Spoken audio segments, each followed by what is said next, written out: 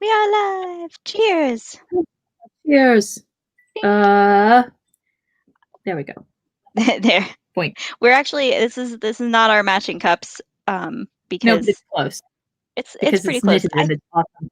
I just It's love the this same cup so shade. much. Pretty much, yeah. Yeah. It's the same color as my matching cup. It's just this is the sweatery one.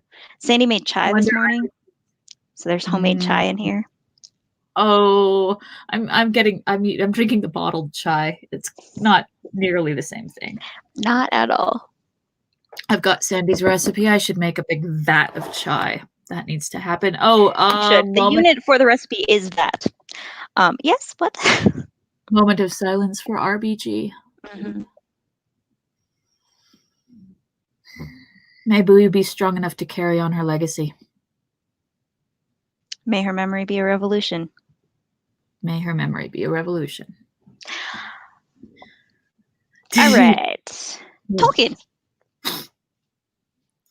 Also, we lost Diana Rigg. Yeah, and Kat Bordy, who you don't know, but she was a knitting person. Honey, I'm sorry. It's okay. I don't have a lot of capacity for specific grief at the moment, to be honest with you. I have a lot of general grief. It's just a pool. You just dip your cup in the pool of grief every so often, more often lately. It's more that there's a pool of grief and I try to avoid submerging. Yeah. And you know what makes really good floaties? Middle Earth. Middle Earth.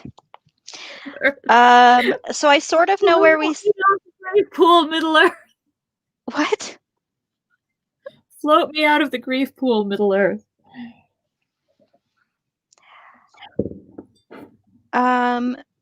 Okay. So I think we stopped sort of like. Wait. The Ents are going to wake up and find that they are strong?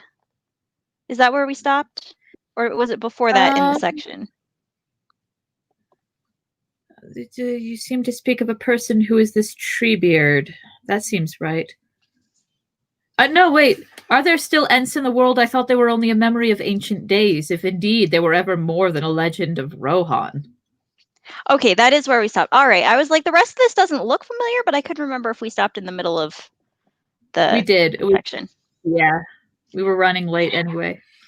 There was a whole thing. All right. Cool. Rohan!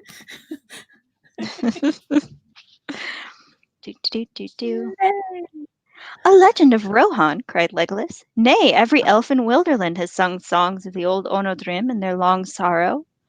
Yet even among us they are only a memory. If I were to meet one still walking in this world, then indeed I should feel young again. Legolas, you are a baby. Relax. Yeah, right? Like, as elves reckon time, you're like a teenager, so calm down. Jason and I looked it up. We went into the appendices, we found the timelines. Legolas is, let's see, of the companions, Aragorn is the youngest. Gimli was like 30 when his father went on the trip to Erebor. Okay. Which is another strike against the stupid movies. We love the Lord of the Rings movies. We hate the Hobbit movies. From my perspective, I love the Lord of the Rings movies, and I think it's a shame that they never made a Hobbit movie. There you go. A Hobbit movie. Right? They made something, but it wasn't that. Anyway, let's see. Then indeed I should feel young again. What? Like when the Powerpuff Girls tried to make a fourth sister, that is what the Hobbit movie was. Well, it's kind of like how it's a shame they never made any sequels to The Matrix. Right? Yeah, that would have been good. We could have seen why the real world is better than a thing. A simulation. Yes, in ways that didn't involve weird, uncomfortable rape orgies. Yeah, no rape horses and no no Jesus metaphors. Yeah. We don't need Jesus metaphors. I thought it was going to turn out that everyone in the real world could fly and like had powers, and that's what they left out when they made the simulation, so that there was like a real reason to go home. Well, I mean, the Matrix is a metaphor for it's a trans narrative. So, like, the idea is that being in reality is better than living a lie, even if reality feels harsher at times. Harsher at times I can handle. A bleak hellscape is stupid, and I wanted. It would have been really nice for the point to be like the machines kept out the superpowers and the flying because they didn't want those under their suppression to feel powerful. And our superhero myths and our flying dreams are how we remember that we had those abilities in the real world, but they wanted us to feel powerless. Yeah, that would have It's worked not on a few levels. it's not my headcanon, but it is a cool headcanon. I remember Kit saying that her problem with it was that the twins 1 and 2 should have been twins 0 and 1. Like the fact that they fucked that up is a microcosm of everything else they fucked up. Oh my. All right. Let's see. Then indeed I should feel young again. But Treebeard, that is only a rendering of Fangorn in the common speech. Yet you seem to speak of a person. Who is this Treebeard? Ah, now you are asking much, said Gandalf. The little that I know of his long, slow story would make a tale for which we have no time now. Hum. No, he doesn't say that, but it sounds a lot like Treebeard right then. Treebeard is Fangorn, the guardian of the forest. He is the oldest of the Ents, the oldest living thing that still walks beneath the sun upon this Middle Earth. Aside from I Tom hope Bombadil, everyone's always forgetting Tom fucking Bombadil when they tell stories about the oldest things. well, or Tom Bombadil isn't strictly living. Ah! Oh. Trying to do a thumbs up here. There we go. No, that's it. Ah.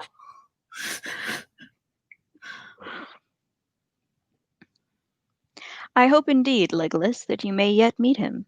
Merry and Pippin have been fortunate. They met him here, even where we sit. For he came here 2 days ago and bore them away to his dwelling far off by the roots of the mountains. He often comes here, especially when his mind is uneasy and rumors of the world outside trouble him. I saw him 4 days ago, striding among the trees, and I think he saw me, for he paused. But I did not speak, for I was heavy with thought, and weary after my struggle with the Eye of Mordor. And he did not speak either, nor call my name. Perhaps he also thought that you were Saruman, said They were like,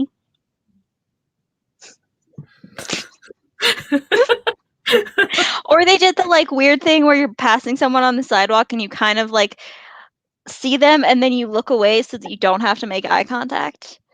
But you both definitely know that the other one is there, but you're just not going to make eye contact. Just like, oh, something's weirdly interesting across the street right now. Oh, and now I'm back. Oh, gosh. I love it. Perhaps he also thought that you were Saruman, said Gimli. But you speak of him as if he was a friend. I thought Fangorn was dangerous.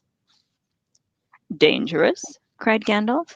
And so am I, very dangerous. More dangerous than anything you will ever meet, unless you are brought alive before the seat of the Dark Lord.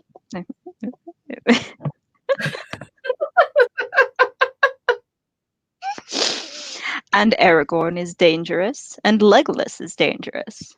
You are beset with dangers, Gimli, son of Gloy. For you are dangerous yourself in your own fashion. In your own way.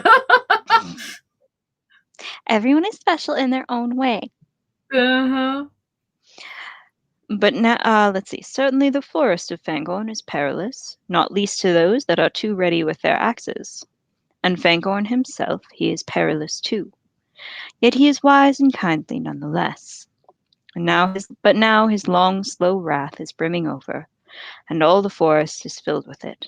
The coming of the hobbits and the tidings that they brought have spilled it. It will soon be running like a flood, but its tide is turned against Saruman and the axes of Isengard. A thing is about to happen which has not happened since the elder days. The Ents are going to wake up and find that they are strong. Woo!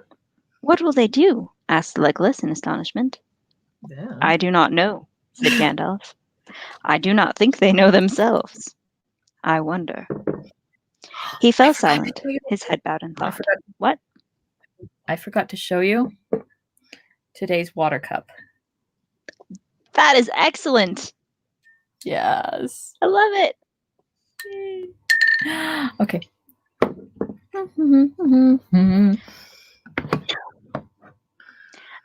Do not think they know themselves. I do not think they know themselves. Remind me at the end, and I will show you my new plant. Woot!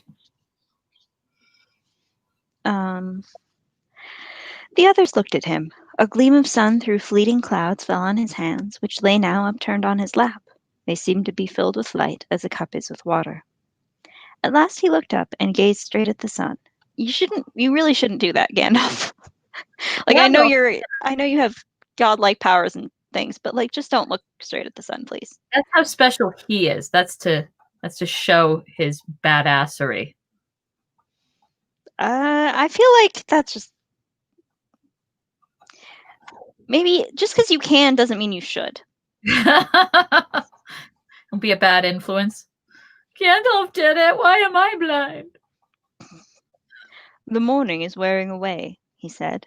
Soon we must go. Do we go to find our friends and to see Treebeard? Asked Aragorn. No, said Gandalf. That is not the road that you must take. I have spoken words of hope, but only of hope. Hope is not victory. War is upon us and all our friends, a war in which only the use of the ring could give us surety of victory. It fills me with great sorrow and great fear, for much shall be destroyed, and all may be lost. I am Gandalf, Gandalf the White, but black is mightier still. He rose and gazed out eastward, shading his eyes, as if he saw things far away that none of them could see. Then he shook his head. No, he said in a soft voice, it is gone beyond our reach. Of that at least let us be glad. We can no longer be tempted to use the ring. We must go down to face a peril near despair, yet that deadly peril is removed. He turned. Come, Aragorn, son of Arathorn, he said. Do not regret your choice in the valley of the Emyn nor call it a vain pursuit. You chose amid doubts the path that seemed right. The choice was just, and it has been rewarded. For so we have met in time, who otherwise might have met too late. But the quest of your companions is over. Your next journey is marked by your given word. You must go to Edoras, and seek out Theoden in his hall, for you are needed. The light of Anduril must now be uncovered in the battle for which it has so long waited. There is war in Rohan, and worse evil, and it goes ill with Theoden. Then are we not to see the merry young hobbits again? Said Legolas. I did not say so, said Gandalf. Who knows? Have patience. Go where you must go, and hope. To Edoras. I go thither also. It is a long way for a man to walk, young or old, said Aragorn. I fear the battle will be long over ere I come there. We shall see, said Gandalf. Young or old. The lines are still rankling. Will you come now with me? Yes, we will set out together, said Aragorn. But I do not doubt that you will come there before me if you wish. He rose and looked long at Gandalf. The others gazed at them in silence as they stood there facing one another. The grey figure of the man, Aragorn, son of Arathorn, yeah, we know who he is, was I'm just like, he literally was just called that like 2 sentences ago. Also, we know who he is. Was tall and stern as Code, stone. like a saga. Yeah, tall and stuff. Tall and stern as stone, his hand upon the hilt of his sword. He looked as if some king out of the mists of the sea had stepped upon the shores of lesser men. Before him stooped the old figure, white, shining now as if with some light kindled within, bent and laden with years, but holding a power beyond the strength of kings. Do I not say truly, Gandalf, said Aragorn at last, that you could go whithersoever you wished quicker than I? And this I also say, you are our Yeah. captain and our banner. The Dark Lord has 9, but we have one mightier than they, the White Rider. He has passed through the fire and the abyss, and they shall fear him. We will go Yeah. where he leads. Yeah. I'm a little sorry that they cut that speech out of the movie. Right? Yeah. And then it's like, no, we're not going yet. Tell us about things. Yes, together we will follow you, said Legolas. But first it would ease my heart, Gandalf, to hear what befell you in Moria. Will you not tell us? Can you not stay even to tell your friends how you were delivered? I have stayed already too long, answered Gandalf. Time is short. But if there were a year to spend, I would not tell us all, or I would not tell you all. Then tell us what you will, and time allows, said Gimli. Come, Gandalf, tell us how you fared with the Balrog. Name him not, said Gandalf. And for a Trigger! moment, Yeah. it seemed that a cloud of pain passed over his face, and he sat silent, looking old as death. Long time I fell, he said at last, slowly, as if thinking back with difficulty. Long I fell, and he fell with me. His fire was about me. I was burned. Then we plunged into the deep water, and all it was dark. Cold it was as the tide of death. Almost it froze my heart. Deep is the abyss that is spanned by Durin's bridge, and none has measured it, said Gimli. Yet it has a bottom beyond light and knowledge, said Gandalf. Thither I came at last, to the uttermost foundations of stone. He was with me still. His fire was quenched, but now he was a thing of slime, stronger than a strangling snake. We fought far under the living earth, where time is not counted. Ever he clutched me, and ever I hewed him, till at last he fled into dark tunnels. They were not made by Durin's folk, Gimli, son of Gloin. Far, far below the deepest delvings of the dwarves, the world is gnawed by nameless things. Even Sauron knows them not. They are older than he. Now I have walked there, but I will bring no report to darken the light of day. In that despair, my enemy was my only hope, and I pursued him, clutching at his heel. Thus he brought me back at last, the secret ways of Khazad-dûm. Too well he knew them all. Ever up now we went, until we came to the endless stair. Long has that been lost, said Gimli. Many have said that it was never made save in legend, but others say that it was destroyed.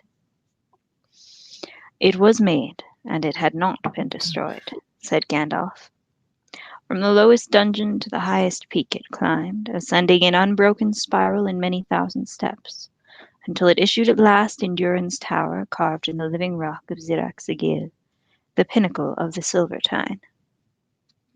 There upon Celebdil was a lonely window in the snow, and before it lay a narrow space, a dizzy eyrie above the mists of the world.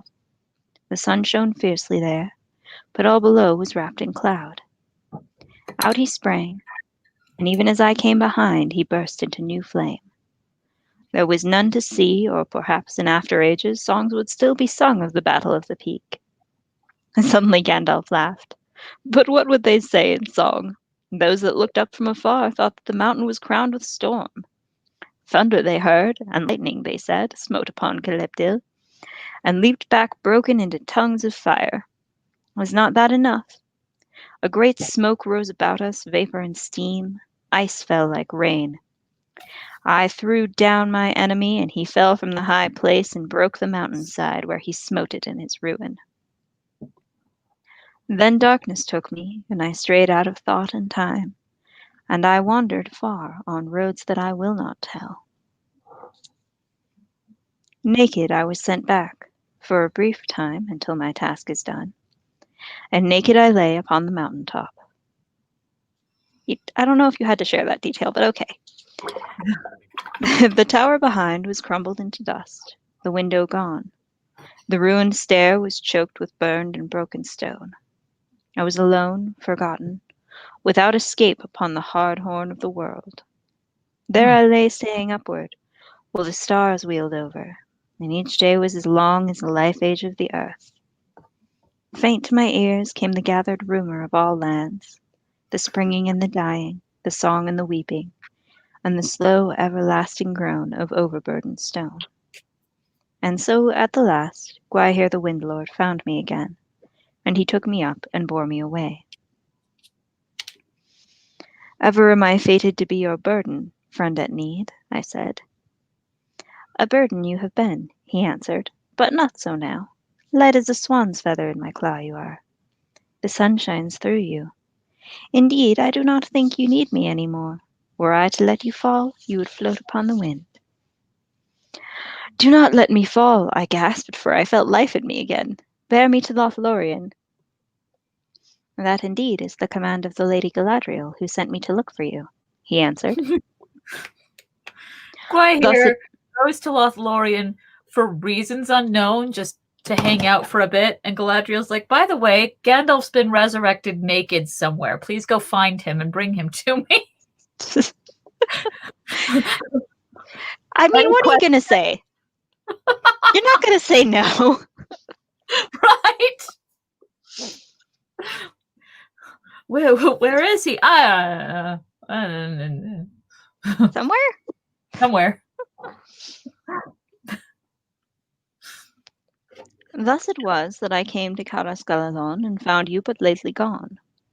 I tarried there in the ageless time of that land, where days bring healing, not decay. Healing I found, and I was clothed in white. Counsel I gave, and counsel took. Thence by strange roads I came, and messages I bring to some of you. To Aragorn I was bidden to say this.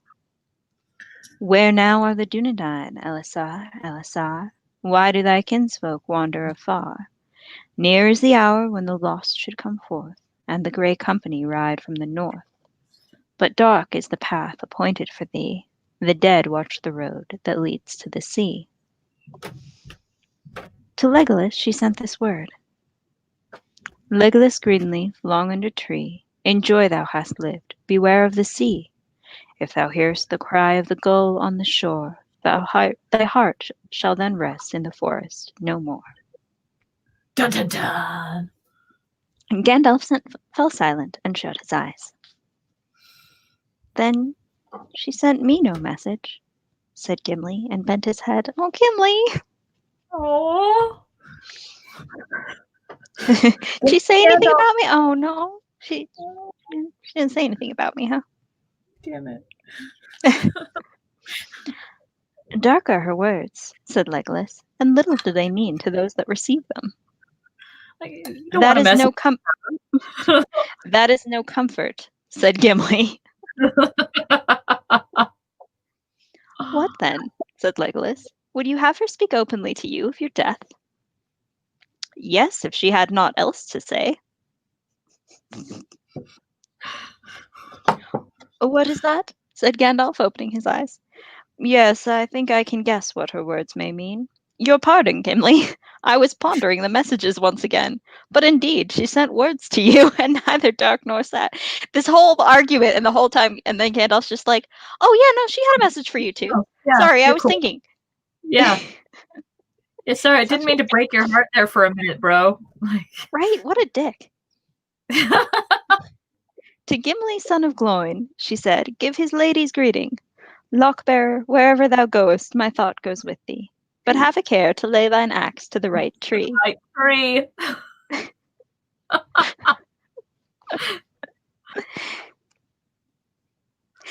Did we Woo! discuss did we discuss whether Gimli had a threesome with Galadriel and Celeborn at some point? Because this is how it's reading to me now. You know, honestly, that would not trouble me at all. They were there for a month. Yeah, Like, they were like there for a while. Gimli had a big crush. lay thine axe to the right tree. Yeah. Yeah. All right. Well, good. Glad we sorted that out.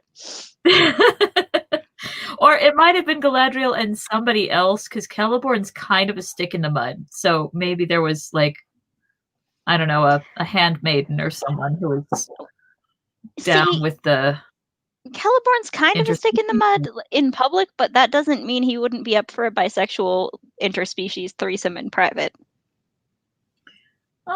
Okay, I'll give him that.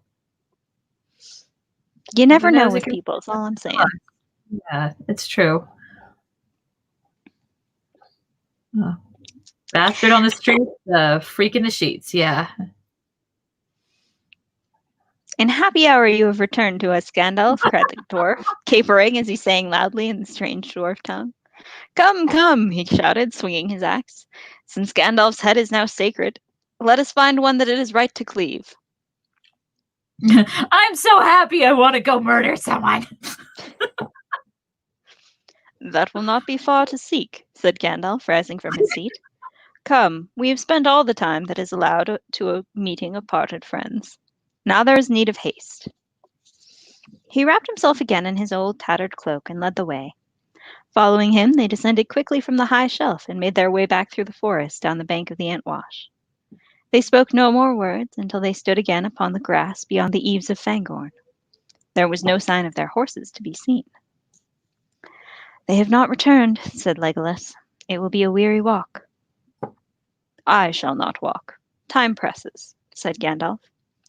Then, lifting up his head, he gave a long whistle. So clear and piercing was the note that the others stood amazed to hear such a sound come from those old bearded lips. 3 times he whistled, and then faint and far off it seemed to them that they heard the whinny of a horse borne up from the plains upon the eastern wind. They waited, wondering. Before long there came the sound of hoofs, at first hardly more than a tremor of the ground, perceptible only to Aragorn as he lay upon the grass, and then growing steadily louder and clearer to a quick beat. There is more than one horse coming, said Aragorn. Certainly, said Gandalf. We are too great a burden for one. There are 3, said Legolas, gazing out over the plain. One moment.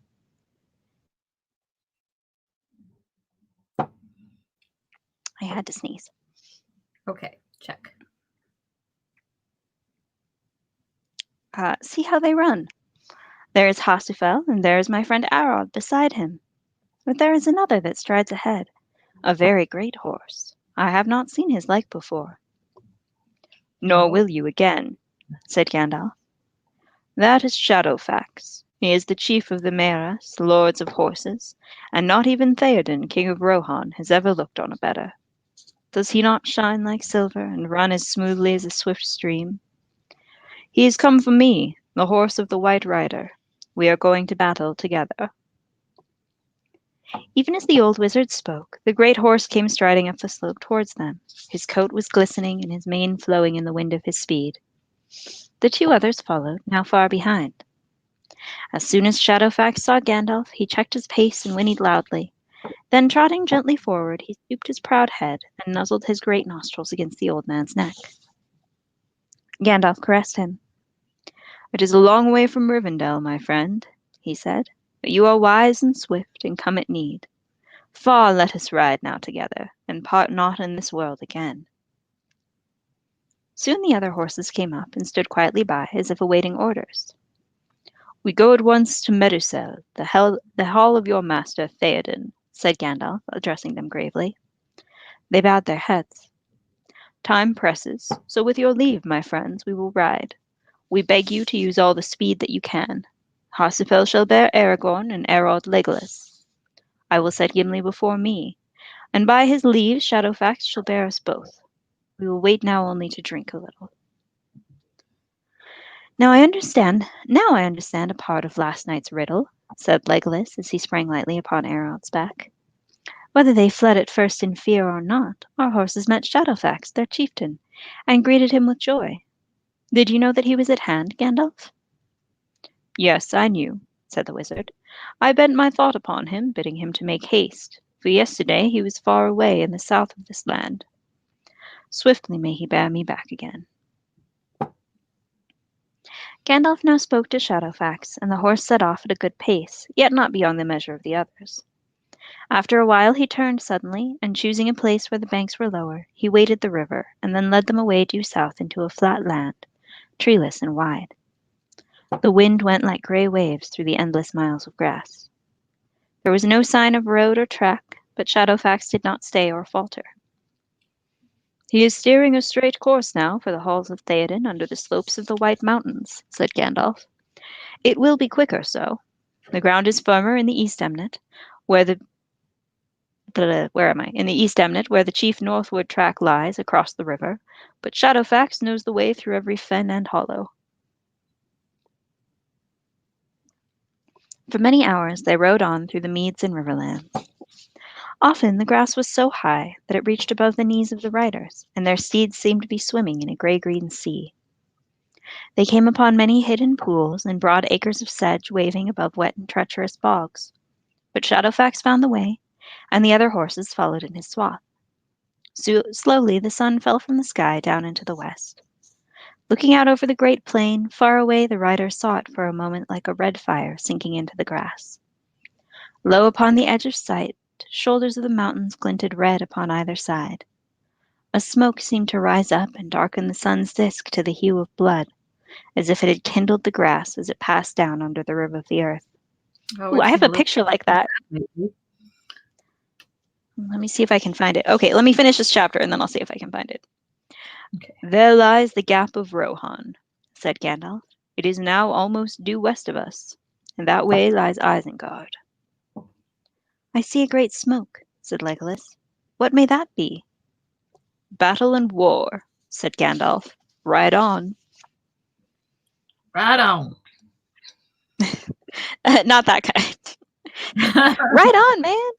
No. So I took this picture the other day when the smoke was really bad. I went out for a walk, and it doesn't quite show because the sun was bright red. You know how it got? Yeah. Oh, yeah. So the colors aren't quite right, but this was what that reminded me of. Yeah. Oh, yeah. Yeah, I think a lot of us have a mental image of that lately. Yep. Kind of seared to our retinas. Indeed. 1 second. I need to blow my nose, and then I'll start the next chapter. Okay.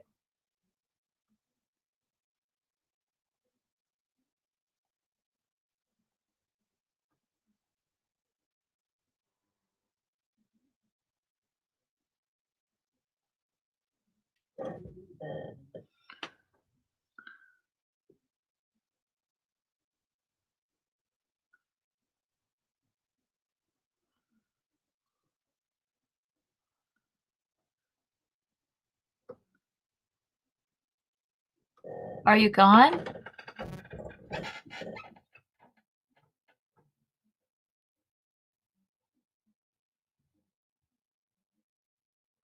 I cannot hear you. When will you return to us? Oh. I told you I had to blow my nose. That was a really epic nose blowing. Well, I had to get up and go get a tissue. Oh. Okay. Chapter 6. The King of the Golden Hall. Not to be confused with King of the Golden River. Yeah, no, totally different animal. They rode on through sunset and slow dusk and gathering night. When at last they halted and dismounted, even Aragorn was stiff and weary. Gandalf only allowed them a few hours' rest. Legolas and Gimli slept, and Aragorn lay flat, stretched upon his back. But Gandalf stood, leaning on his staff, gazing into the darkness east and west. All was silent, and there was no sign or sound of living thing. The night was barred with long clouds, fleeting on a chill wind, when they arose again. Under the cold moon they went on once more, as swift as by the light of day. Hours passed, and still they rode on. Gimli nodded and would have fallen from his seat if Gandalf had not clutched and shaken him. Hasafel and Erod, weary but proud, followed their tireless leader, a grey shadow before them hardly to be seen. The miles went by. The waxing moon sank into the cloudy west. A bitter chill came into the air. Slowly in the east, the dark faded to a cold grey. Red shafts of light leapt up above the black walls of the Emyn Muil far away to their left. Dawn came clear and bright. A wind swept across their path, rushing through the bent grasses.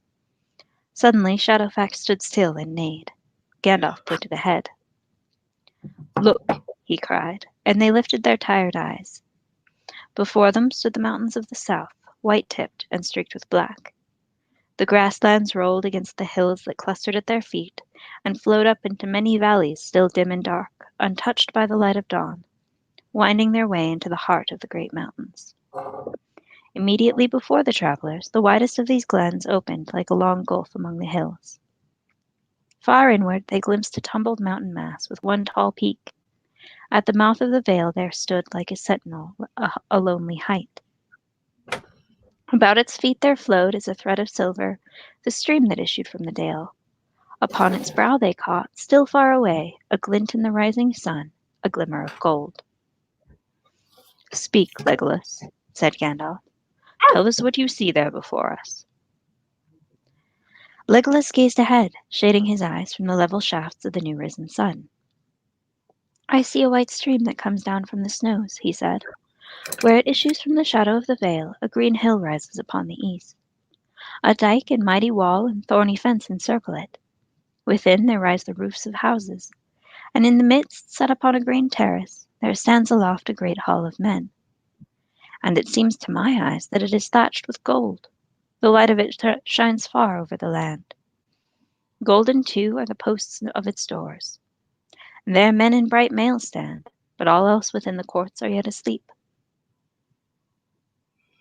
Edoras those courts are called," said Gandalf, "and Meduseld is that golden hall. There dwells Theoden, son of Thengel, king of the Mark of Rohan. We are come with the rising of the day.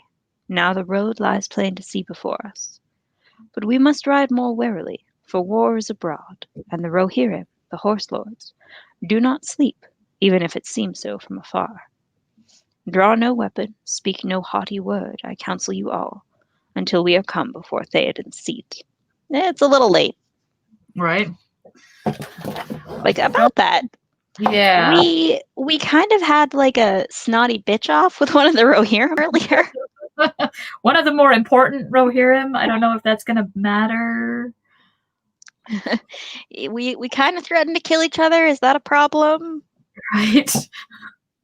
I also like the phrasing, "Speak no haughty word until we come before Theoden's seat." And then go ahead and let rip, man. You know, like, at that point, we've made it to the objective, so we can do a little victory dance. Shapoopy. The morning was bright and clear about this. Finally. Okay, yeah.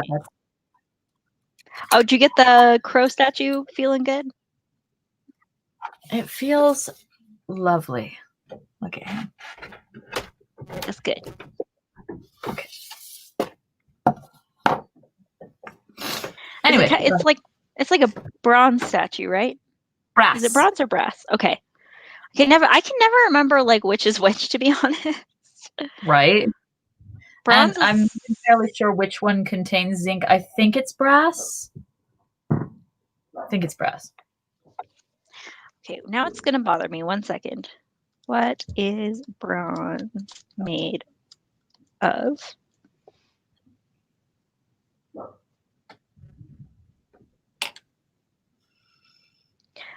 Bronze is an alloy of copper and tin.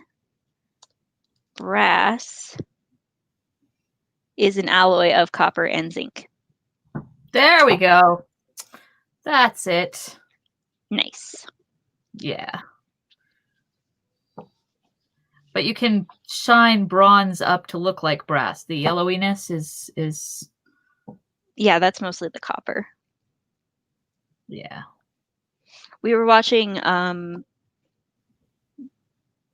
what was Steele? the series? Alex Steele, yes. You knew where I was going with this. We were watching the series where Will makes the like pizza cutter. Have you Cutter? seen that one? Yes. There was so much that I liked about it, but I hated the wire inlay on the handle. I just did not think that It was too worked. busy. It was too busy. It was like everything else was horizontal and then that was like vertical and it just didn't no, I didn't like that part. Yeah, no, I get it. I mean, his response should and could always be make one yourself then. But Well, obviously, I'm armchair quarterbacking the hell out of it, like as if I could make a pizza cutter. Come on. I have the worst time whenever either of those guys tries to work wood. I'm like, a belt sander is not a woodworking tool, and you took like quilted maple and threw it away, and I'm like, just stop. I loved the holder that he eventually made. The ring was so simple and beautiful, but I cried about that. What a waste of beautiful wood all the time too. They're like, oh, that bog oak, it didn't work out, we broke it. Boing. Stop it. Stop it. Either get a woodworker into that studio to do your woodworking bits, or learn, or stop. It used to drive me crazy when they would make a perfectly nice looking, like not special wood, but just like rando maple or whatever handle for something and then burn it. Ah! Yes! Why did they do that? It always looked terrible. Why? Stop. Stop burning shit. Varnish it. Varnish it. So Shugiban is not necessary. Ugh. Anyway, yeah, but love them. Love them very much. Great guys. Want to give them a Colorado flag, except they've put a kibosh on the flags. Well, they were running out of wall space. It's true. That's fair. But anyway, where were we? The morning was bright and clear about them, and birds were singing when the travelers came to the stream. It ran down swiftly into the plain and beyond the feet of the hills, turned across their path in a wide bend, flowing away east to feed the Entwash far off in its reed-choked beds. The land was green. In the wet meads and along the grassy borders of the stream grew many willow trees. Already in this southern land they were blushing red at their fingertips, feeling the approach of spring. Over the stream there was a ford between low banks, much trampled by the passage of horses. The travelers passed over and came upon a wide rutted track leading towards the uplands. At the foot of the walled hill, the way ran under the shadow of many mounds, high and green. Upon their western sides the grass was white as with a drifted snow. Small flowers sprang there like countless stars amid the turf. "Look," said Gandalf, "how fair are the bright eyes in the grass. Evermine they are called, Simbelmune, in this land of men, for they blossom in all seasons. For they blossom in all the seasons of the year, and grow where dead men rest. Behold, we are come to the great barrows, where the sires of Theoden sleep. 7 mounds upon the left, and 9 upon the right," said Aragorn. "Many long lives of men it is since the Golden Hall was built." Get to my 500 people. 500 times have the red leaves fallen in Mirkwood in my home since then, said Legolas, and but a little while does that seem to us. But to the riders of the Mark it seems so long ago, said Aragorn, that the raising of this house is but a memory of song, and the years before are lost in the mist of time. Now they call this land their home, their own, and their speech is sundered from their northern kin. Then he began to chant softly in a slow tongue unknown to the elf and dwarf. Yet they listened, for there was a strong music in it. "That, I guess, is the language of the Rohirrim," said Legolas, "for it is like to this land itself, rich and rolling in part, and else hard and stern as the mountains." but I cannot guess what it means, save that it is laden with the sadness of mortal men. It runs thus in the common speech, said Aragorn, as near as I can make it. Where now the horse and the rider? Where is the horn that was blowing? Where is the helm and the hauberk, and the bright hair flowing? Where is the hand on the harp string, and the red fire glowing? Where is the spring, and the harvest, and the tall corn growing? They have passed like rain on the mountain, like a wind in the meadow. The days have gone down in the west, behind the hills, into shadow. Who shall gather the smoke of the dead wood burning, or behold the flowing years from the sea returning? Thus spoke a forgotten poet long ago in Rohan, recalling how tall and fair was Eorl the Young, who rode down out of the north, and there were wings upon the feet of his steed, Felaroth, father of horses. So men still sing in the evening. With these words the travellers passed the silent mounds. Following the winding way up the green shoulders of the hills, they came at last to the wide wind-swept walls and the gates of Edoras. There sat many men in bright mail, who sprang at once to their feet and barred the way with spears. "Stay, strangers here unknown!" they cried in the tongue of the Riddermark, demanding the names and errand of the strangers. Wonder was in their eyes, but little friendliness, and they looked darkly upon Gandalf. "Well do I understand your speech," he answered in the same language, "yet few strangers do so. Why then do you not speak in the common tongue, as is the custom in the West, if you wish to be answered?" "It is the will of Theoden King that none should enter his gates, save those who know our tongue and are our friends," replied one of the guards. "None are welcome here in days of war but our own folk and those that come from Mundburg in the land of Gondor. Who are you that come heedless over the plain thus strangely clad, riding horses like to our own horses?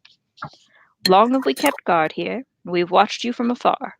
Never have we seen other riders so strange, nor any horse more proud than is one of these that bear you. He is one of the Maeras, unless our eyes are cheated by some spell. Say, are you not a wizard, some spy from Saruman, or phantoms of his craft? Speak now and be swift." "We are no phantoms," said Aragorn, "nor do your eyes cheat you. For indeed these are your own horses that we ride, as you knew well ere you asked, I guess. But seldom does thief ride home to the stable. Here are Hasufel and Erod, that Eomer, the third marshal of the Mark, lent to us only 2 days ago. We bring them back now, even as we promised him. Has not Eomer then returned and given warning of our coming?" A troubled look came into the guard's eyes. "Of Eomer I have naught to say," he answered. "If what you tell me is the truth, then doubtless Theoden will have heard of it. May be your coming was not wholly unlooked for. It is but 2 nights ago that Wormtongue came to us and said that by the will of Theoden no stranger should pass these gates."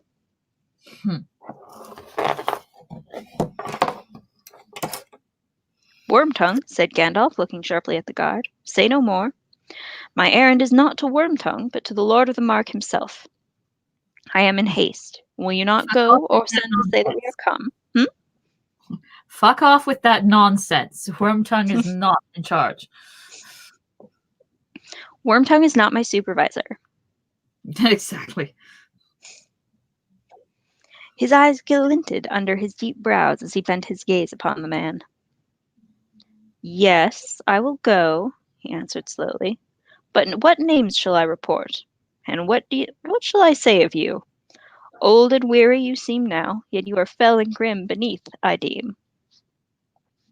"Well do you see and speak," said the wizard, "for I am Gandalf. I have returned. And behold, I too bring back a horse.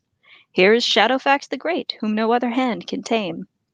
And here beside me is Aragorn, son of Arathorn, the heir of kings, and it is to Mundburg that he goes. Here also are Legolas the elf and Gimli the dwarf, our comrades. Go now and say to your master that we are at his gates and would have speech with him, if he will permit us to come into his hall." "Strange names you give, indeed, but I will report them as you bid and learn my master's will," said the guard. "Wait here a little while, and I will bring you such answer as seems good to him." Do not hope too much. These are dark days. He went swiftly away, leaving the strangers in the watchful keeping of his comrades. After some time he returned.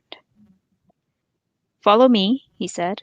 Theoden gives you leave to enter, but any weapon that you bear, be it only a staff, you must leave on the threshold. The door wardens will keep them. Mm-hmm. Mm-hmm. Mm-hmm. Mm-hmm. Mm-hmm. Mm-hmm. All right. Well, Shall we leave it there? it is after 1, so yes, we probably should. Yes. Food! Food! These hands are difficult. I'm going to have to get one of the children to model them for me. But at least We're here to steal your food. Mm-hmm. We finally have his seat. Excellent. It's looking good. I think I've been stalling on Zinc because I have psyched myself out about him being the halfway point of the project. And I've posted, 6 videos of the 59? Which means that I will probably be painting fast enough to post the videos in order of which element they are, rather than or in order of the painting order. Mm-hmm. That'll be fun. Excellent. 118 videos in order. As a side note, because you said food, I was yesterday someone said something about Pepperidge Farm Remembers, and I was trying to find the clip from Pod People where they do that, and I could not find it. I was like, God damn it. Is Pepperidge Farm in Pod People, or was that just Smuckers? Maybe that was Smuckers. I know they did a bit, because it's it's Crow going, Pepperidge Farm Remembers. Yeah, do you remember what you were doing? Blah, blah, blah. Pepperidge Farm Remembers. What was that? Well, the one that is Pepperidge Farm blackmailing people to buy Milanos is in Family Guy. That's a different thing. That's right. It's literally just Crow going, Pepperidge Farm Remembers. At some point in some MST3K. God damn it. I could have sworn it was Pod People, but maybe it was Smuckers. There was definitely Smuckers. What compels people to wander into the gates of hell? It's because of Smuckers, raspberry preserves. This guy's got Renaissance Fair written all over him. Huzzah! That one and Final Sacrifice are still my favorites. I would put Jack Frost at the top of my list because it's got Ivanushka. I have a new church hat. There's another one. And yeah. I mean, Merlin's Hop also. Yeah. Oh, yeah. I quote that one constantly, especially these days. No, Grandpa Borgnine, leave light and hope for me, please. No, Billy, even your tiny soul is doomed. What were some of the other ones that we watched like a lot of? Oh, I Accuse My Parents. Oh, yeah.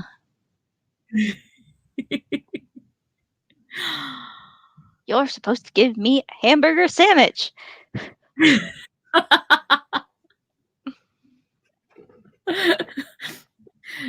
Give me that gun, son. You can't eat with one hand. Well, I can. But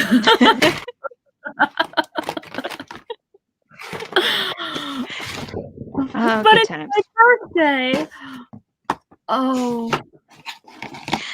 All right. I am going to go probably eat some food. Yes, food. And I will see you on Wednesday. And if it's any consolation, I hate that rabbit too. Valderie.